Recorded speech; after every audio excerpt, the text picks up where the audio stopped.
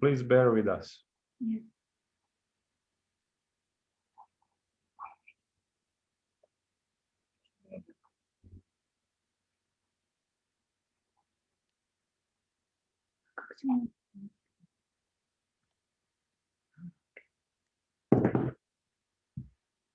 Hare Krishna. So, welcome to today's reading. Maybe what Pavani you would say, you would like to say introduction word or?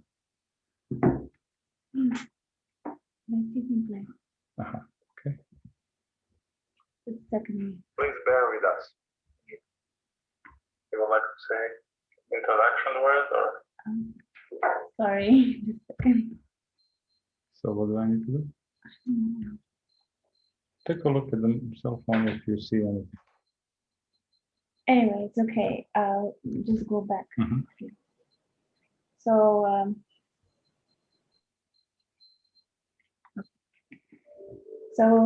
welcome to our reading circle. We were reading Yamuna Devi Dasi's book, The Life of Unalloyed Devotion, for 1 year. And we have decided to start with Radha Damodara Vilasa, the inner life of Vishnu Jan Swami and Jayananda Prabhu, which is written by Vyasakhi Das Adhikar. And again, so this is just a reading. And so we read not very perfectly because we can make mistakes. It's not our mother tongue, so please forgive our offenses and mistakes. But we will share the screen with the book so you can follow what we are reading all the time. And this time the reading is starting now at 6 o'clock, but next Monday it will start from 7 or 7:30 because of other devotees who are working. So we cannot unfortunately adjust the time perfectly for everyone, but we are also recording it. So this recording will be available on SoundCloud as well. And if you can please now start recording on Zoom. Yeah. I'm trying to open this. And now we're late a little bit because we're having technical problems. So sorry about that. Let me see if I can find this. You can go on Zoom and start recording. Okay. So you press here, record, and then now share. Yes, sure. Share screen. So let me share my screen. And just go. Which one? There's this one. Yeah. Sure. Share. And then, okay. Okay, so everyone sees now. Let me just find the place. We are starting with prologue, Light of the Bhagavata. So Namo Vishnu Padaya Krishna Prasthaya Bhutale Srimate Bhaktivedanta Swami Name. I offer my respectful obeisances unto His Divine Grace, Sri Srimad A.C. Bhaktivedanta Swami Prabhupada, who is very dear to Lord Krishna, having taken shelter at His lotus feet. Om Jnana Timirandasya Gyananjana Shalakaya Chakshuru Militam Yena Tasmai Shri Gurave Namaha. I offer my respectful obeisances unto His Divine Grace, Sri Srimad A.C. Bhaktivedanta Swami Prabhupada, who so kindly came to us, who were standing in the darkness of Kali Yuga with our eyes closed shut, and who opened our eyes with the torchlight of knowledge.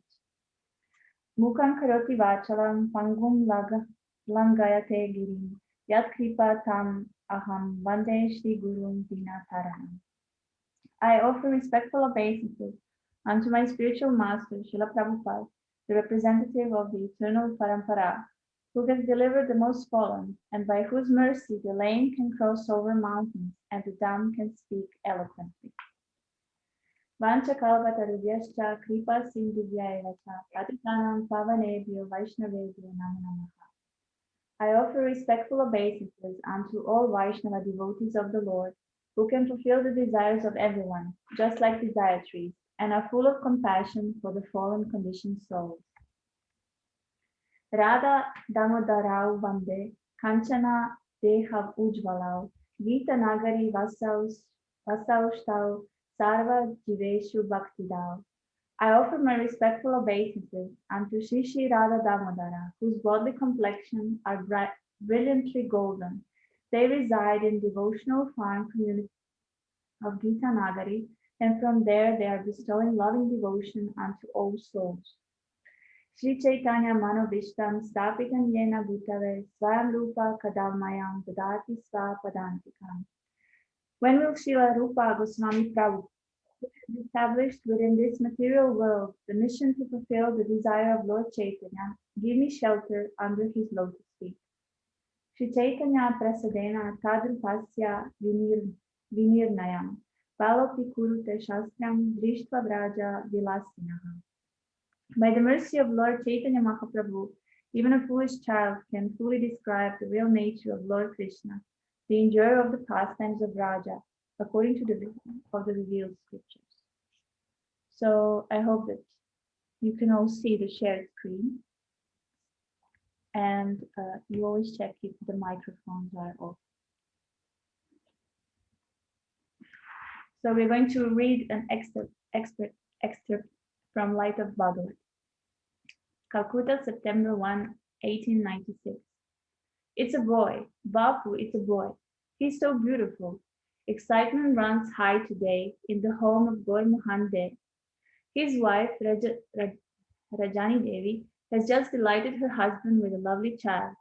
The crying of the infant in the delivery room sounds like a Vedic hymn to Gaur Mohan. It is the day after Janmashtami, the same day that Nanda Maharaj observed a festival celebrating the birth of Lord Krishna. An uncle suggests the name Nandulal, commemorating Nandotsav, the festival of Nanda Maharaja.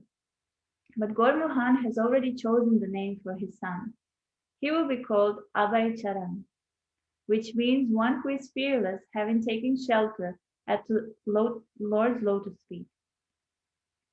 An astrologer calculates the child's horoscope and predicts that he will one day be a great sadhu who will cross the ocean at the age of 70 and open 108 temples. The family is delighted by this reading. Abhay's spiritual inclination manifests at an early age.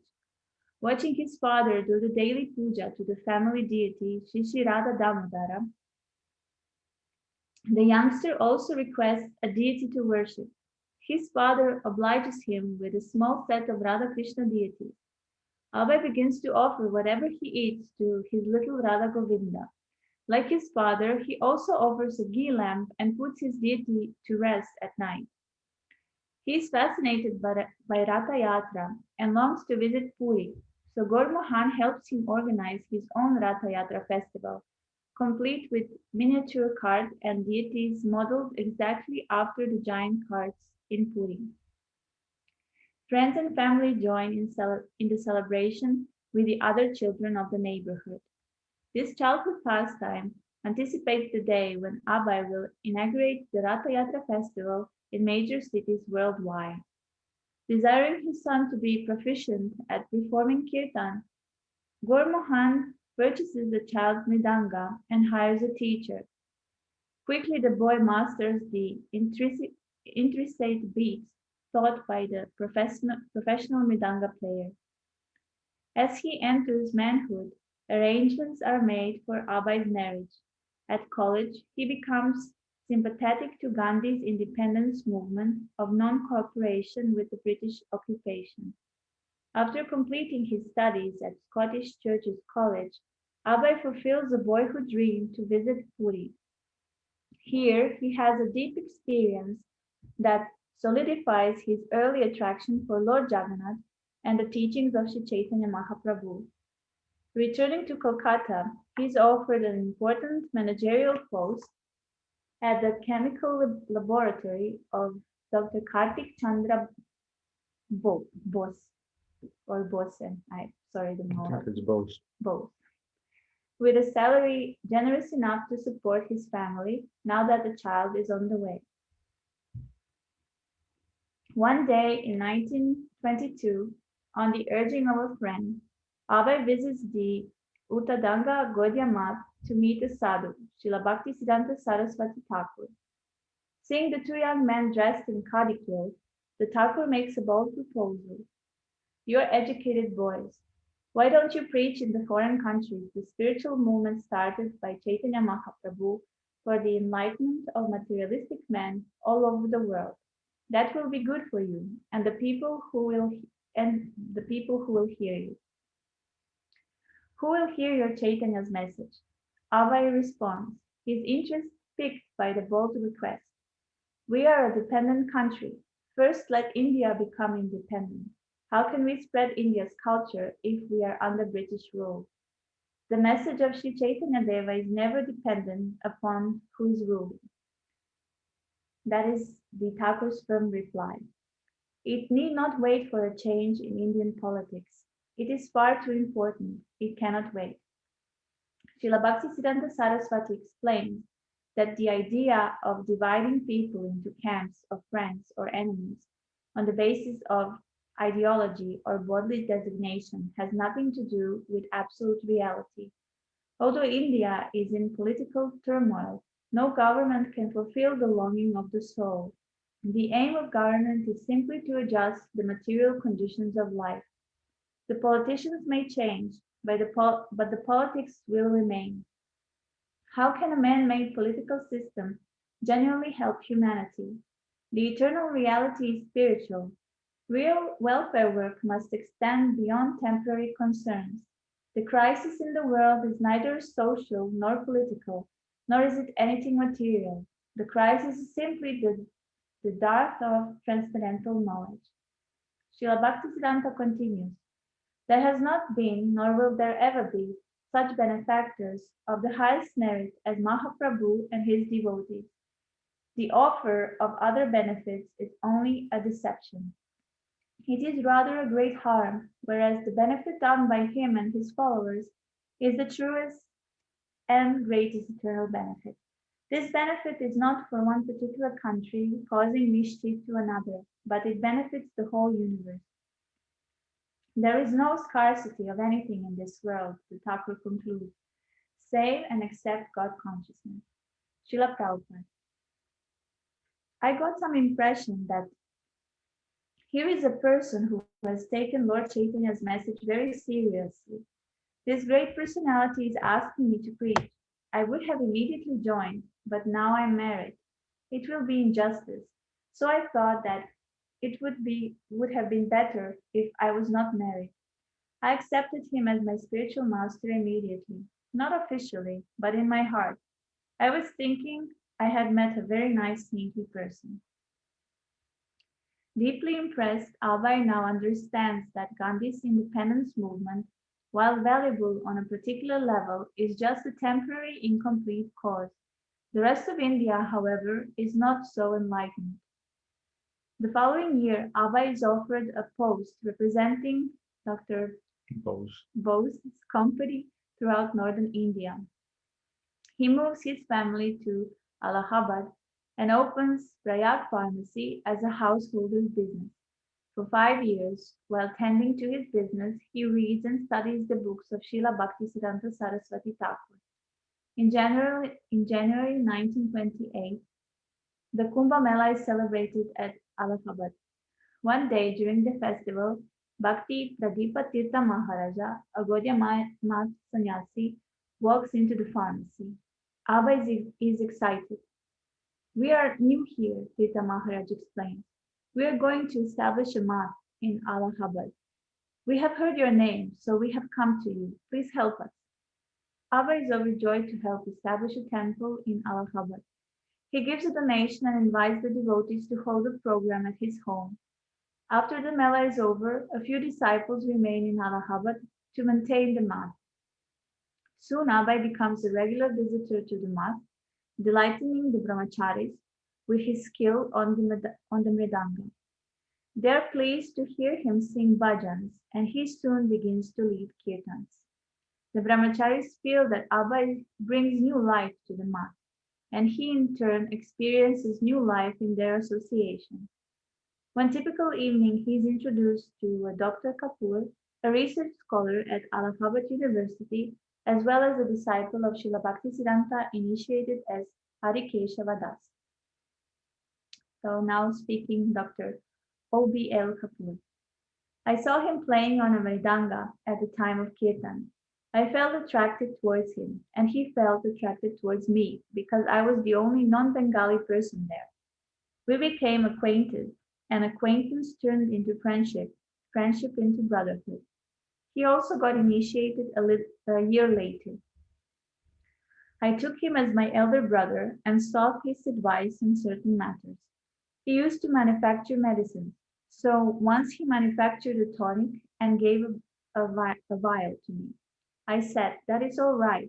I'll take this tonic, but I wish you'd give me the tonic you take, the tonic of Krishna Prema. He said, no, I don't have Krishna Prema, but I do know the formula. I said, let me know if it's not a secret. No, it is not a secret. The formula is Trinadapi Sunichana Tarorivasa Hishnuna Amanina Maradena Kitania Sadahari, which means one should chant the holy name of the Lord in a humble state of mind, thinking oneself lower than a straw in the street. One should be more tolerant than a tree, devoid of all sense of false prestige, and should be ready to offer all respects to others. In such a state of mind, one can chant the holy name of the Lord constantly.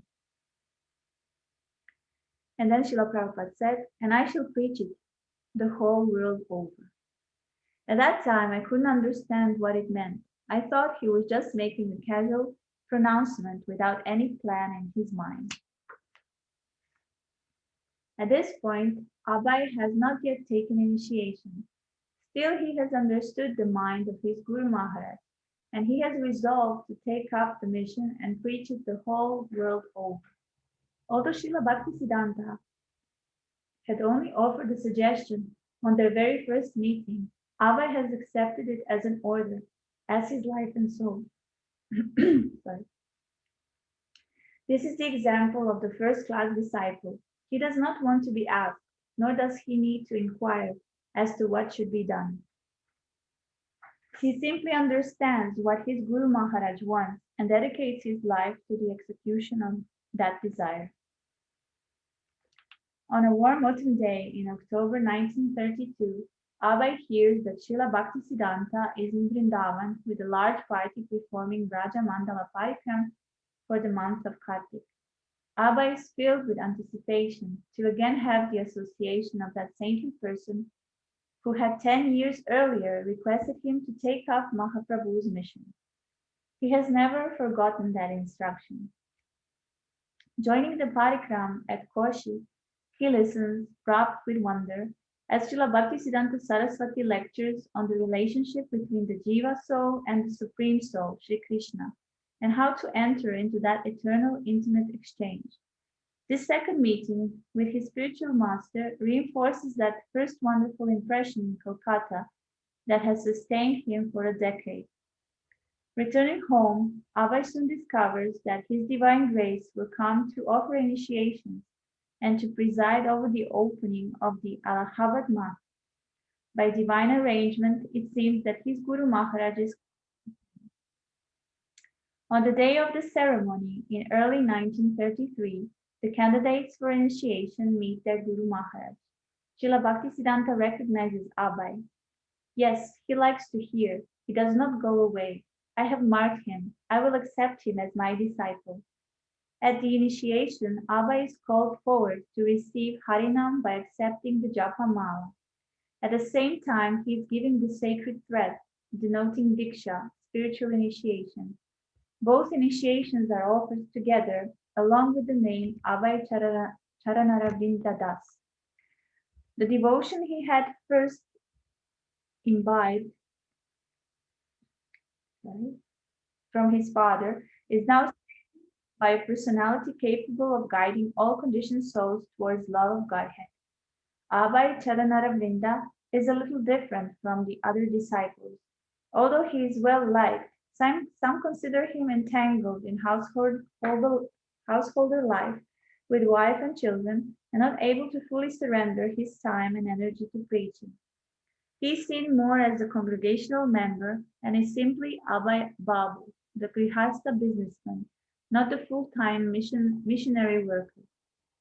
Of course, one can never know the mind of a Vaishnava, nor can one know a Vaishnava by outward appearance. To the extent that one judges a devotee by external considerations, to the same extent one is under an external conception of the self. Although the character and behavior of a Vaishnava is naturally at the highest standard, external appearances may not always be an accurate guide to the quality of his service and surrender to his Guru Maharaj. By 1934, Abai's business declines because people who owe him money cannot pay their outstanding bills. He is forced into liquidation to absolve himself from debt. Undoubted, he travels to Bombay to search of opportunities to provide for his wife and children. There he meets two sannyasi godbrothers, B.R. Shridhara Maharaj and B.S. Goswami Maharaj. All three consider the meeting auspicious. Although the sannyasis are Abai seniors, they look to him for help in opening a local branch of Srila Bhaktisiddhanta Saraswati's Gaudiya Math. Abai introduces them to business acquaintances and then begin to collect substantial donations. In July 1935, Srila Bhaktisiddhanta arrives to install the deities for the newly opened Bombay Gaudiya Math. Goswami Maharaj is so impressed with Abai's qualities that he inquires with his Grihastha godbrother why his Grihastha godbrother is living separately when he should be the president of Bombay Gaudiya Math. The Thakur's prophetic reply is repeated to Abai. It is better that he is living outside of your company. He will do. When the time comes, he will do everything himself. You don't have to recommend him. Abai treasures these words, meditating deeply on their meaning. In November 1935, Abai goes to Radhakund to see his spiritual master again. Srila Bhaktisiddhanta takes this opportunity to speak in confidence to his Grihastha disciple, who is aloof from the Gaudiya Math's internal politics. It would be better to take the marble from the floor and secure money, he confides. If I could do this and print books, that would be better. Since the temple has been given to Mr. Dutta, our men are fighting which room I should occupy. So I know there will be blazing fire here. I had a desire to print some books. If ever you get money, print books. The message goes deep into Abai's heart. A year later, Abai writes to Srila Bhaktisiddhanta in Puri, asking if there is some special service he can do for him. Within 2 weeks, he receives a letter dated December 13, 1936. I am fully confident that you can explain in English our thoughts and arguments to the people who are not conversant with the language of the other members. This will do much good to yourself as well your audience. I have every hope that you can turn yourself into a very good English preacher if you serve the mission to inculcate the novel impression of Lord Chaitanya's teachings to the people in general, as well as philosophers and religionists. Abai realizes that this is the same message he received at the first meeting in 1922. A fortnight later, on the New Year's Day, 1937, he received the news of his spiritual master passing away. Feeling empty and helpless, he finds solace in that last letter in which he was given his life work. That final instruction now becomes a mandate that enters deep into his soul. But being a householder, he is not sure how he will be able to fulfill this daunting task. When one strictly tries to serve one's spiritual master, everything unfolds by the arrangement of Krishna. Taking up to the serious study of Bhagavad Gita, Abai is particularly impressed with the commentary by Vishwanatha Chakravarti Thakur. In connection with this verse, Vyavasayat Nika Budir Eka, Ekeha Kuru Nandana. Vishwanatha Chakravarti explains that one should embrace the words of the spiritual master as his life and soul, rigidly carrying out specific instructions without caring for personal loss or gain. The best kind of intelligence I can have is intelligence used in the service of Krishna. Intelligence is defined as fixed when it is intent upon my spiritual master's instruction, such as chanting the name of Krishna, remembering his activities, and performing service to his lotus feet.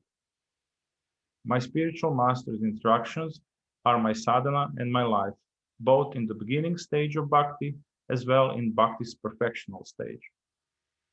I desire only to follow his instructions, and I accept nothing else as my life's work, even in dreams. Whether I am happy or distressed, whether the material world remains or is destroyed, I don't care. There is no loss for me. I simply must carry out the orders of my spiritual master. Steadfast upon his orders is determined intelligence in devotional service. And only by being fixed on his orders can such determined intelligence prosper. This is purport to Bhagavad Gita 241 by Vishwanatha Chakravarti Thakur. Abhay is so inspired by this insight that he makes it the main tenet of his life. It becomes his. Raison d'être. In 1939, Abhay relocates back to Calcutta. Seeing his determination and worthy Vaishnava qualities, his sannyasi godbrothers confer upon him the title Bhaktivedanta, which indicates both devotion and the ultimate attainment of knowledge. In his usual humble manner, Abhay accepts the honor in the mood of responsibility, determined to live up to the purport of the name. As the Second World War overtakes humanity, Viceroy Lindgow declares that India is at war with Germany. Indian troops are dispatched to battlefield around Asia, and the country is plunged into deprivation. The Japanese soon take Burma and are now on the doorstep of Bengal. The British destroy Bengal's entire rice crop, fearing that it might fall into the hands of Japanese. There is widespread famine.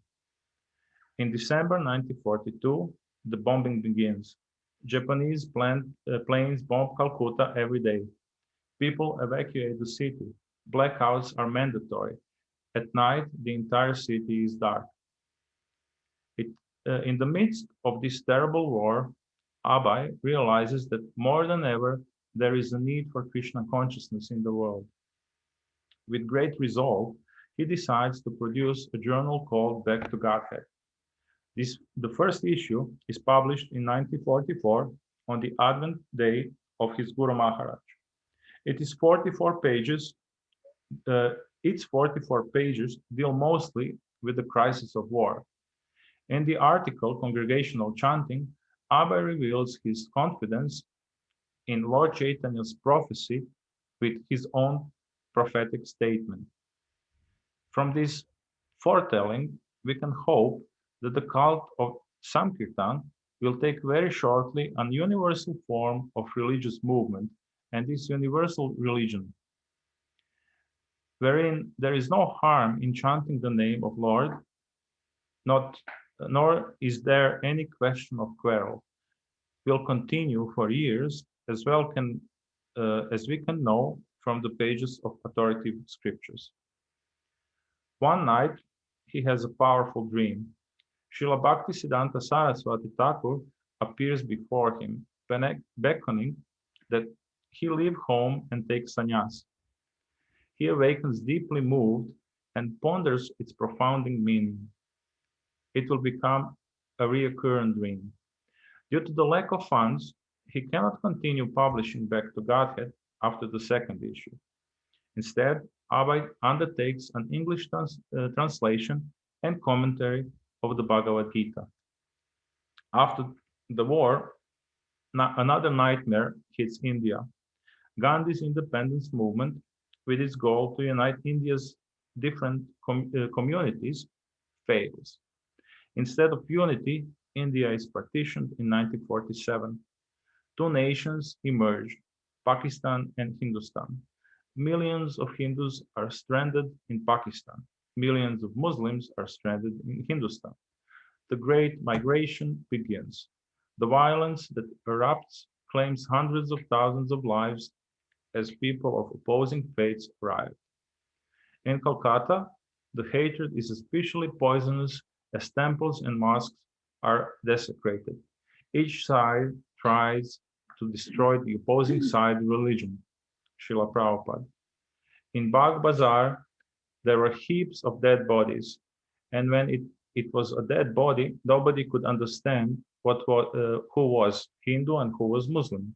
Simply, it was to be cleared from the road. Lecture Mayapur, October 11, 1974.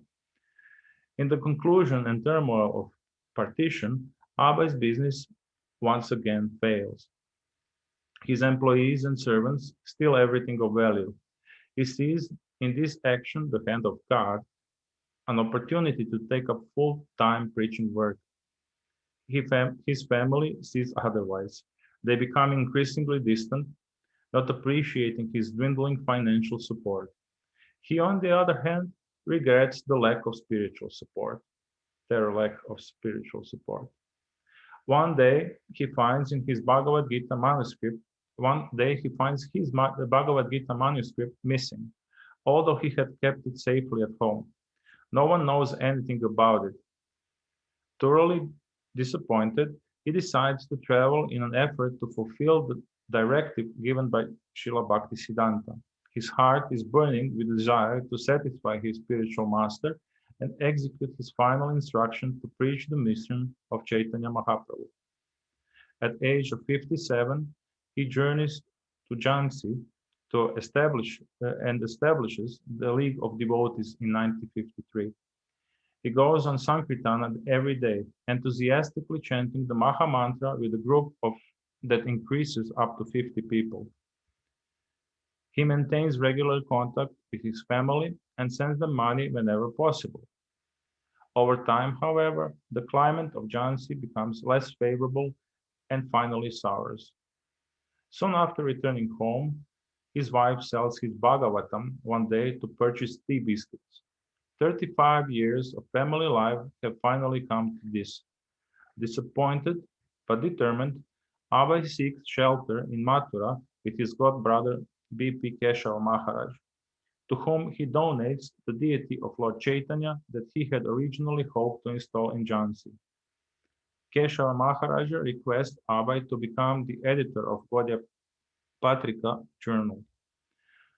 After a few issues, Abhay receives another invitation from B.S.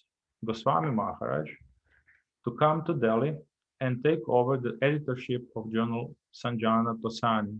But after several months of struggling to improve the periodical, his service is terminated.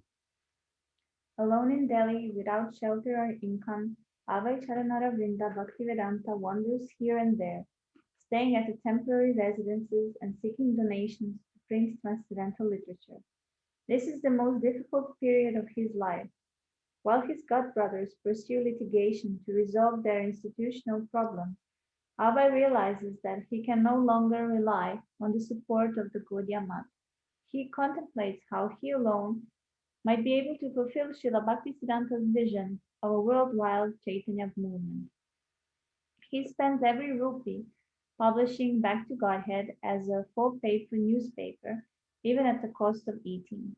Alone he types the manuscript, edits it, checks the galley proofs, and distributes the printed manuscript and distributes the printed copies. He is content to serve his spiritual master by writing and broadcasting the message of Godhead, knowing that Lord Krishna maintains all living beings. What to speak of those who render service to him? After the hectic pace of the city, moving to Vrindavan is a breath of fresh inspiration.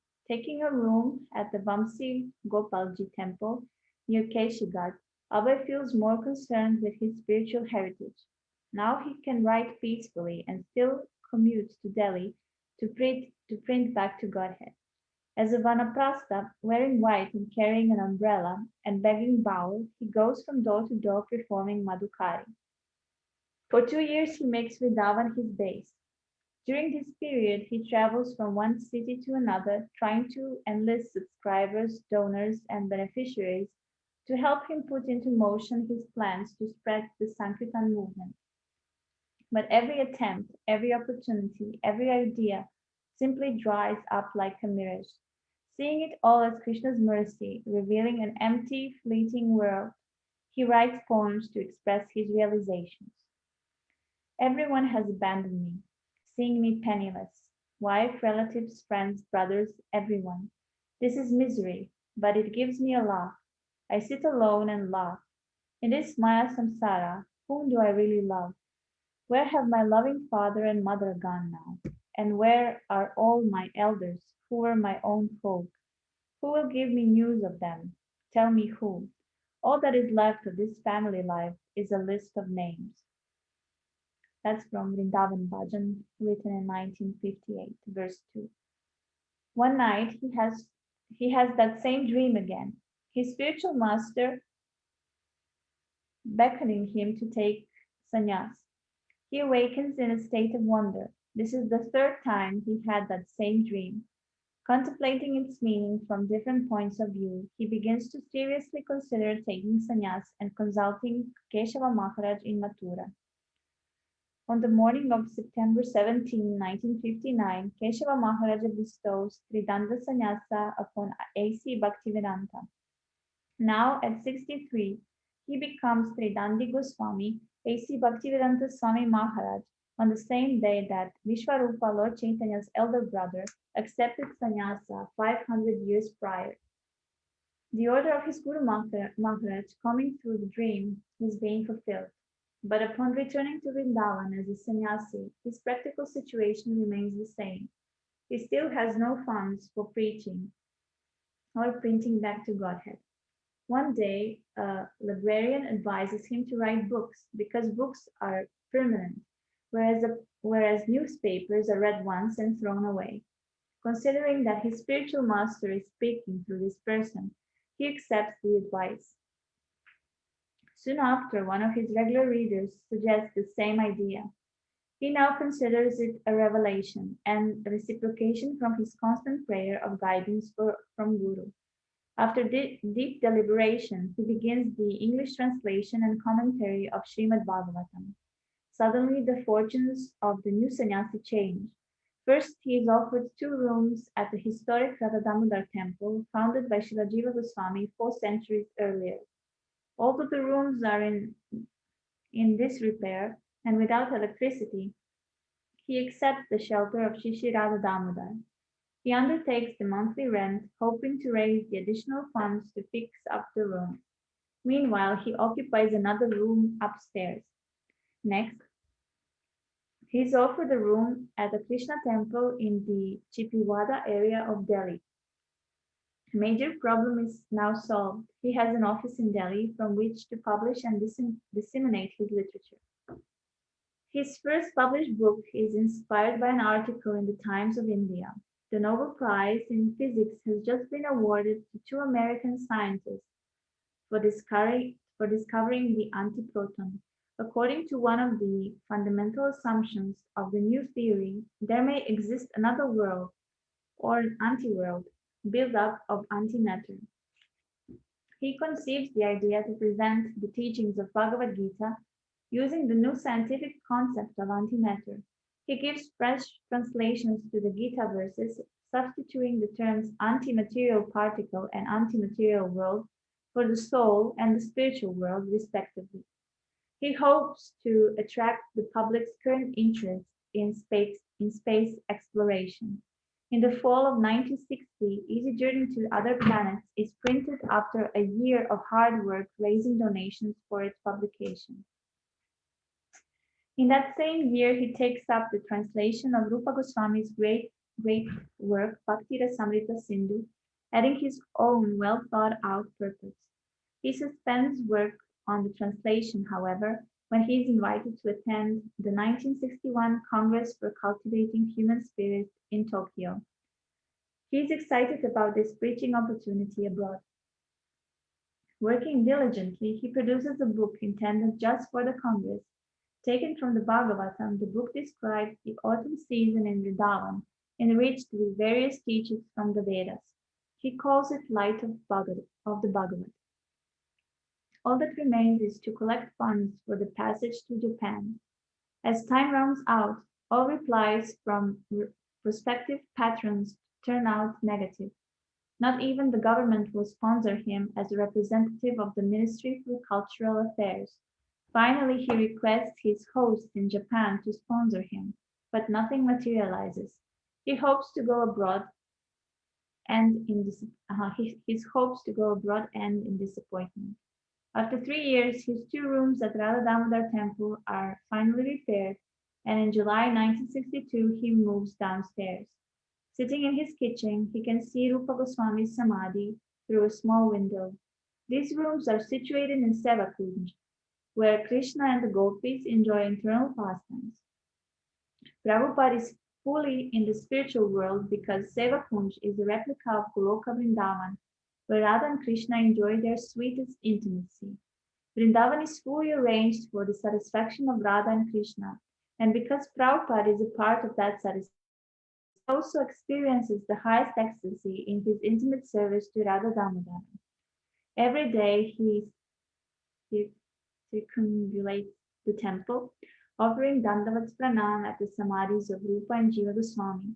Sometimes he chants his rounds on the veranda in front of his rooms, walking slowly back and forth. At other times he chants before Rupa Goswami's Samadhi. Day and night he continues translating Srimad Bhagavatam verse by verse, praying to Shri Radha Damodar for spiritual strength to fulfill the desire of his Guru Maharaj.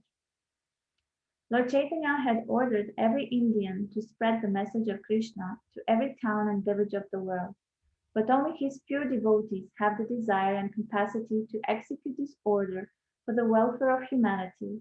Lord Chaitanya had also prophesied that in every town and village around the world, my name will be propagated. For the last several generations, Vaishnavas often wondered how the teachings of Lord Chaitanya could be accepted by the Mlechas and Yavana population. In 1885, Srila Bhaktivinoda Thakur predicted that the person who will fulfill this prophecy would soon appear on the planet. Srila Bhaktisiddhanta Saraswati Thakur sent sannyasis to Europe in 1932, but they returned, saying it was not possible for Westerners to adopt strict principles of Sanatana Dharma. What then was the meaning of the prophecy? But Bhaktivedanta Swami has no doubt that the word of God will indeed come to pass. And the Radha Damodara temple, he enters the eternal realm of the Lord and his intimate devotees, strongly feeling the link of Radha Damodar, Rupa Goswami, Jiva Goswami, and the Sankirtan mission. One evening, Rupa Goswami appears to him in a vision and bestows a blessing for his success in fulfilling the desire of Srila Bhaktisiddhanta Saraswati Thakur. Filled with spiritual fervor, how do you say that? Which one? Filled with spiritual fervor, he continues translating Srimad Bhagavatam day and night, convinced that Lord Chaitanya's prophecy will be done. All of the Goswamis, all of the Acharyas coming in disciplic succession want him to succeed in his mission. Gradually, 3 volumes comprising the first canto of Srimad Bhagavatam are published in a little over 2 years. In January 1965, armed with an impressive stock of literature, his desire to go to the West becomes paramount. He chooses New York because America has eclipsed England as the world leader. Krishna provides a benefactor in Mrs. Sumati Morarji, who agrees to send Swamiji on one of her cargo vessels, although she thinks him far too old to travel abroad. Unable to raise the funds for an airplane ticket, nor even for the fare on a passenger ship, he humbly accepts passage by Krishna's grace as the lone passenger on a cargo carrier. On Friday, August 13, 1965, The SS Jaladuta, freighter of the India Steam Navigation Company, sets sail from Calcutta at 9 a.m. The journey to New York will take 5 weeks. On board is an elderly gentleman with pointed white rubber shoes and only 40 rupees in his pockets, traveling with 2 metal trunks filled with his own Srimad Bhagavatam translations.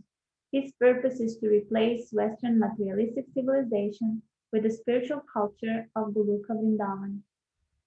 After many years of setbacks and disappointments, A.C. Bhaktivedanta Swami is finally sailing west at the age of 69, when most people retire. One may wonder why a saintly person serving God's mission has to struggle alone and face so many hardships and reverses as we have seen in the last 25 years of his life.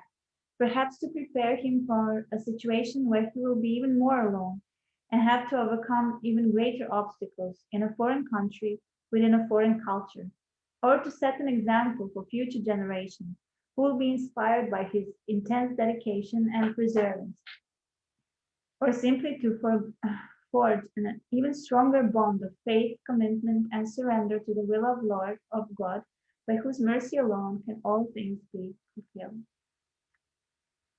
First wave. In God we trust. The fundamental religious system in the age of Kali is chanting of the name of Krishna. Unless empowered by Krishna, one cannot propagate the Sankirtana movement. This is for Chaitanya Charitamrita, Antya-lila 7:11. Portland, Oregon, June 1st, 1975. A favorite slogan of the local people when you arrive in town is, "Oh, you just missed the good weather." More often than not, it rains in Portland. In September, the clouds roll and don't disappear until June. It is one of the rainiest places in the United States. Whenever the sun peeks out from the behind clouds, it is a cause for celebration. Of course, the advantage of the abundant rainfall is that flowers grow in profusion, especially roses. Portland is known as a rose city. Portlanders are proud of their rose gardens. Even on empty lots, roses grow. Every year there is Rose Festival and awards are given to the best gardeners. Today is a beautiful sunny day that always brings out happy smiles. As Laurelhurst Park, at Laurelhurst Park, a festival is in progress. Before even entering the park from Southeast 39th Street, one can hear voices singing and a band playing. The sound fills the air, attracting the attention of everyone going to the park this sunny afternoon. However, this is not a function sponsored by city, nor is it a rock band striving for recognition. This occasion is Pushpa Abhishek, a ceremony of bathing the deities with flower petals. Festival celebrated 1971 by the local branch of International Society of Krishna Consciousness. A beautiful grassy meadow is set apart by colorful pandals fashioned in India. Various booths display books and serve vegetarian delicacies. Shaven-headed, saffron-robed young men and bright-faced sari-clad young ladies dance and chant to a kirtan band up on stage. The band sits on oriental rug, playing instruments in the fashion of Indian musicians. They have an esraj, tambura, shenai, flute, clay, drums, and hand cymbals. Yet these musicians are not from India. They're all American boys from the heartland. The transcendental sound vibration flows through the air, attracting the attention of everybody in the park today. The music is joyous, exuberant, and highly attractive to the mind and heart.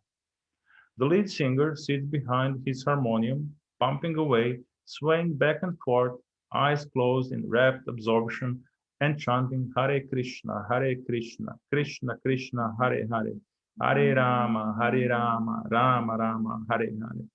The musicians accompany his chanting with great energy, singing along in response.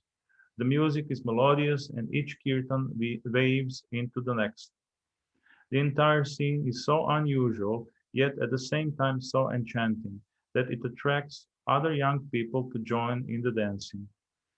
The gathering is relatively small, about 400 people participating in apparently spontaneous happening.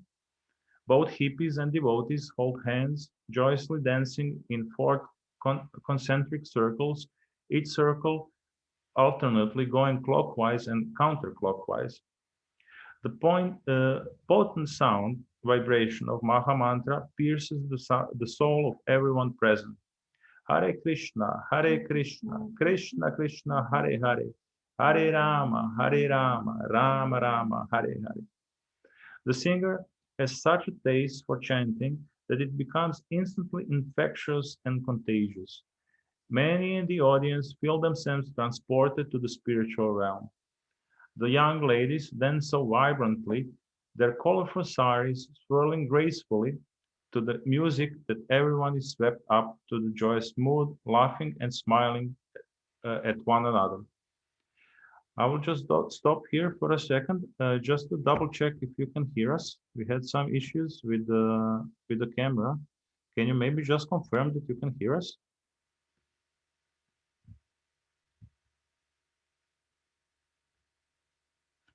Can you Hare just say Krishna. something? No. Can you say something, or maybe just chat with us? Yes, it's good to hear. You can hear us? Okay. Okay, great. Sorry. Okay, so where we stopped? In the center of the middle.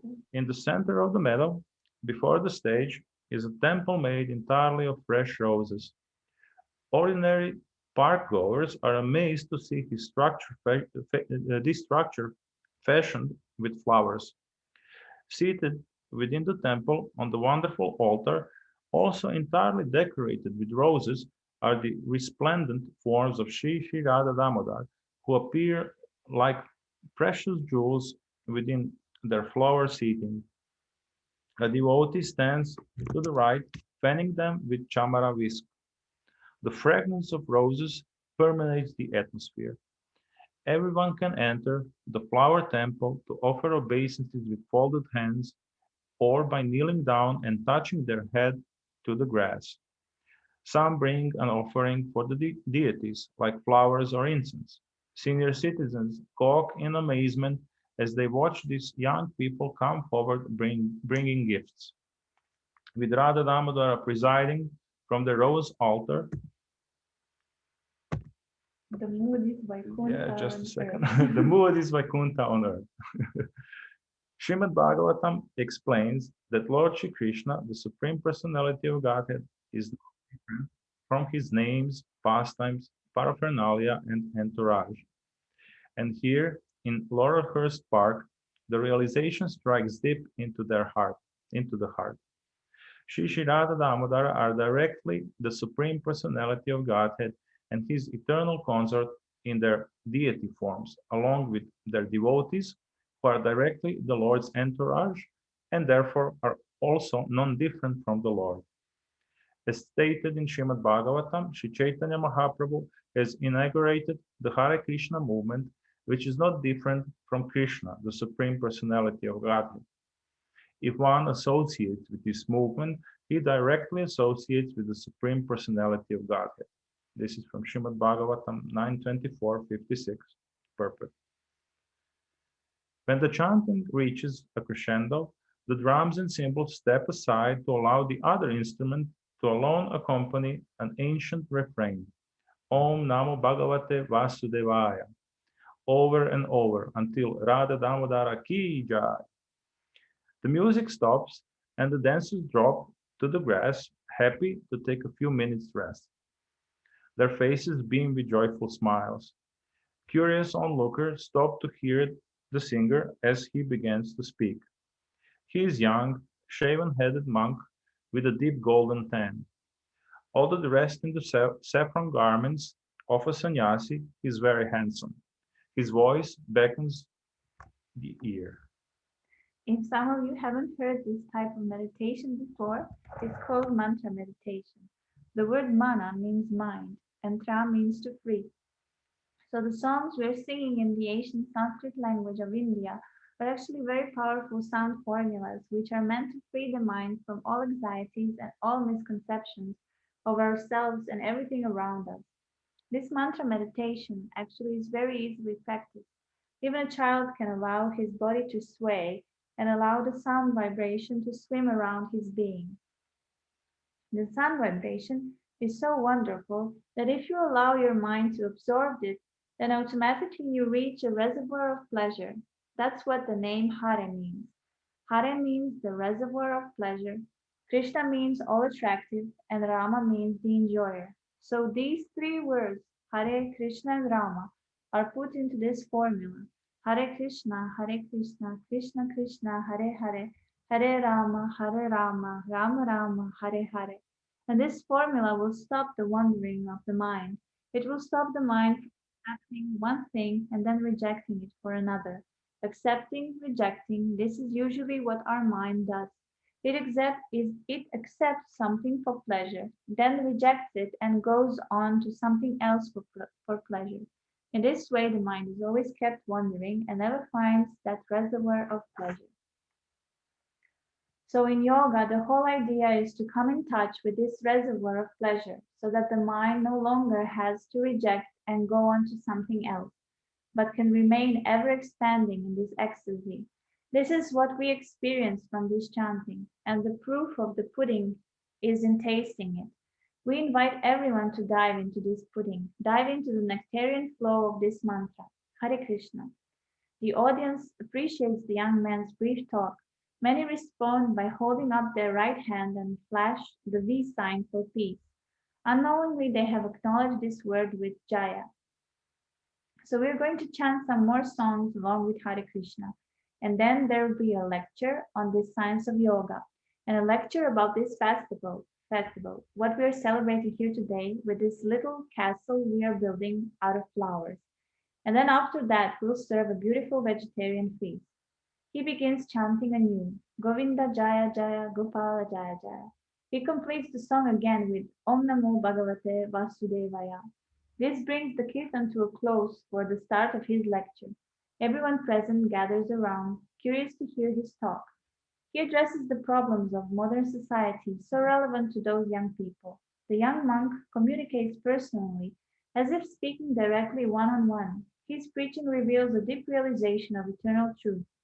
He speaks in an attractive way that is non-threatening to the audience. More people draw near to hear his words of wisdom.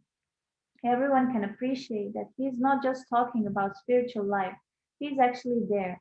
He ends the talk on a personal note. My name is Vishnujan Swami. I have been in this movement for about 7 years now. We're traveling around the country in a big Greyhound bus. It's parked right over there, in fact.